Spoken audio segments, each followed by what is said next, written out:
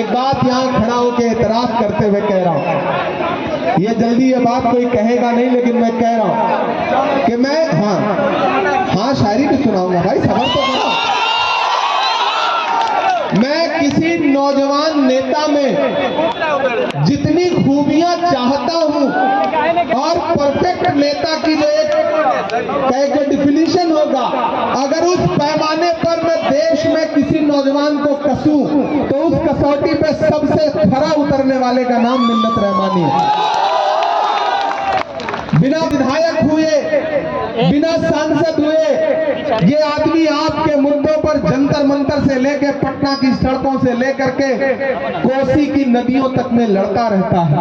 मुझे पता है ये इलाका सैलाब ज़दा इलाका है, मुझे पता है सैलाब आती है और आपके सपनों को बहा ले जाती है।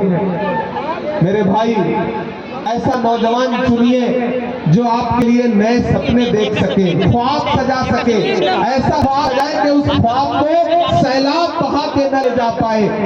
इसलिए आप सबसे गुजारिश है कि 11 तारीख को अपना एक वोट लेकर के चुनाव में बूथ पर जाइए और हाथ छाप का बटन कौन नंबर पे है? 3 नंबर, तीसरे नंबर पे बटन है और जाइए। अम्मी अस्सलाम वालेकुम। मिन्नत का चेहरा देखिए, एकदम बचवा की तरह लगता है कि नहीं अपने? तो फिर मिन्नत को वोट दीजिएगा, हाथ के पंजे का सामने वाला बटन दबाइएगा तो समझ लीजिए कि आप अपने बेटे को वोट दे रही हैं। नौजवान साथियों, आप लोग जब हाथ के सामने वाला बटन दबाएंगे ना तो ये समझ लीजिए कि आपका भाई जीत रहा है। और मुझसे राहुल जी ने कहा, मुझसे पार्टी के नेताओं ने कहा कि जाओ सुपौल और मिन्नत रहमानी के लिए अपने चाहने वालों से अपील करके आओ कि इसे जिता करके असेंबली पहुंचाएं। मिन्नत की उड़ान सिर्फ असेंबली तक नहीं है, सिर्फ विधायकी तक नहीं है। अगर आपने मिन्नत को जिता करके असेंबली पहुंचा दिया तो आपको भरोसा दिलाता हूं कि मिन्नत को उससे ज्यादा कुछ करके वापस आपके बीच में भेजे। ये भरोसा रखिएगा साथियों। और एक चीज याद रखिए, ये लड़ाई बहुत बड़ी है। मैं आपका इमरान प्रतापगढ़ी हूँ, मैं तो आपको राहुल गांधी की मोहब्बतों की याद दिला रहा हूँ कि किस तरह 2022 में 7 सितंबर को कन्याकुमारी में समंदर के साहिल पे खड़े होकर के राहुल गांधी जी ने कहा था कि मैं नफरत के खिलाफ 4000 किलोमीटर पैदल चलूंगा, बस एक नारा लगाऊंगा कि नफरत छोड़ो भारत छोड़ो, नफरत छोड़ो भारत छोड़ो। तो सुपौल वालों, आप तो इस बात पर यकीन रखते हो ना कि मजदूर का पसीना सूखने से पहले उसकी मजदूरी उसे दे देनी चाहिए। रखते हो कि नहीं रखते हो? तो फिर ये जान लो कि मैं सुपौल में आपसे राहुल गांधी की मजदूरी मांगने के लिए आया। मैंने देखा है राहुल गांधी के पैर के छाले, मैंने देखा है राहुल गांधी के माथे का बहता पसीना, तो मैं आपसे राहुल गांधी की मजदूरी मांगने के लिए आया हूं। और वो मजदूरी है अपना एक वोट हाथ छाप के सामने वाला बटन दबा करके मिन्नत रहमानी को दीजिए। यही है राहुल गांधी की मजदूरी। यहाँ आरजेडी के साथी खड़े हैं, यहाँ वीआईपी के साथी खड़े हैं, आईपी के साथी खड़े हैं। एक चीज जान लीजिएगा, आपका चुनाव निशान सुपौल में हाथ छाप है 3 नंबर पे।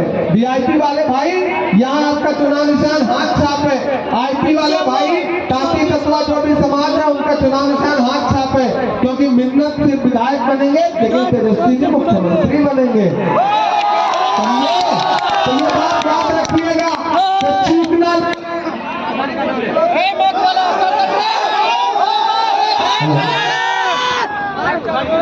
कोई बात नहीं, माइक आता जाता रहता है, पार्लियामेंट में भी माइक।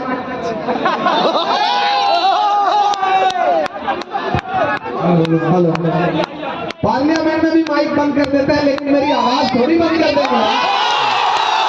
मैं इसलिए जितना हूं कि मैं बोल रहा हूं, दुनिया किसी गूंगे की कहानी नहीं लिखती। मैं आपके लिए कल भी बोल रहा था, आज भी बोल रहा हूं, आगे भी बोलूंगा।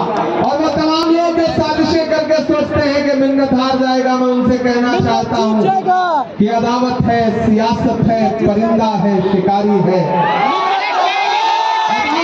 सियासत है, परिंदा है, शिकारी है, मगर इन सारी चीजों पर मोहब्बत अब भी भारी है। इसलिए 11 तारीख को घरों से बाहर निकलिए एक एक वोट लेकर के। आपका दिया गया एक एक वोट सिर्फ मिन्नत को नहीं मिलेगा, तेजस्वी यादव को मिलेगा। ये जो लालू यादव जी को जेल भेजने का सपना रखने वाली सरकार है ना, उनके सपने को चकनाचूर करने के लिए 3 नंबर का बटन दबाइए, मिन्नत को जिताइए। आपका दिया गया एक एक वोट मुकेश सहनी जी को मिलेगा, आई.पी. गुप्ता जी को मिलेगा, और आपका दिया गया एक एक वोट इमरान प्रतापगढ़ी के कंधे पर आपका एहसान होगा। ये कहने आया हूं साथियों कि इस बार चूकना नहीं है, इस बार एक भी वोट खराब मत करिएगा। मुझे पता है सामने वाली ताकत बहुत बड़ी है, उसके पास पैसा है, उसके पास दौलत है, लेकिन मुझे ये भी पता है कि ये कोसी के लोग हैं, ये सुपौल के लोग हैं, ये खुददार लोग हैं। कोई पैसा इनका वोट नहीं खरीद सकता, आपको सिर्फ मोहब्बत से जीता जा सकता है, और मुझे पता है मिन्नत ने अपनी मोहब्बतों से आपको जीता है। तो मैं आपके सामने मिन्नत करता हूं कि इस भाई के लिए, इस अपने बेटे के लिए अपना एक एक वोट लेकर जाइए।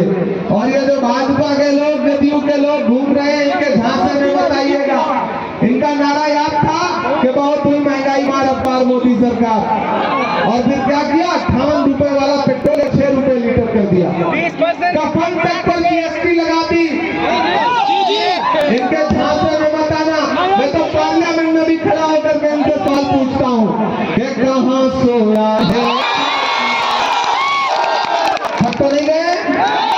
कहाँ सोया है चौकीदार, कहाँ सोया है चौकीदार, कि गैस सिलेंडर की कीमत भी 1000 चौकीदार। लेकिन महागठबंधन की सरकार क्या कर रही है, जैसे ही सरकार बनी गैस सिलेंडर की कीमत 500 कर देगी। हमारी बहन मान योजना में, मेरी माँ बहनों सुन लो, आपके एक वोट से आपको क्या मिलेगा मैं बताता हूँ।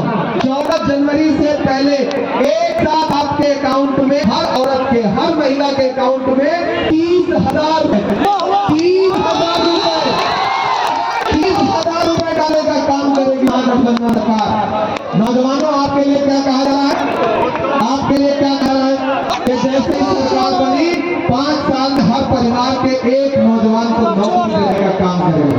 ठीक, ये सबको बताइए और सवाल पूछिए कि कहाँ सोया है चौकीदार, कहाँ सोया है चौकीदार। तैयार है ना अगली लाइन पे? अब बिहार में बन जाएगी तेजस्वी है चौकीदार, कहाँ सोया है चौकीदार, कि चाय बताओगे मिन्नत लो, नाम ले लो, पिलाओ मत, फिर भी इनको स्वाद आ जा रहा है। चाय बेचने वाला पूरा भारत बेच रहा है कि नहीं बेच रहा? मैं भी भागलपुर से आ रहा हूँ, भागलपुर में 1000 एकड़ जमीन, 1-2-10 एकड़ नहीं, 1000 एकड़ जमीन अडानी को मोदी जी ने कितने में दिलवा दी? 1 रुपए में। अब इसे 1 रुपए में अगर न चाय आती है न खाने के लिए चॉकलेट आता, लेकिन 1,000 रुपए दिलवा दी। तो इमरान पंक्तियां पढ़ रहा है कि चाय बेचने वाला पूरा भारत बेच रहा है, इसी काम में हासिल लुटे महारत बेच रहा है, कि रेल बिक गई, तेल बिक गया, बिका हवाई जहाज। नहीं बोलोगे ना? रेल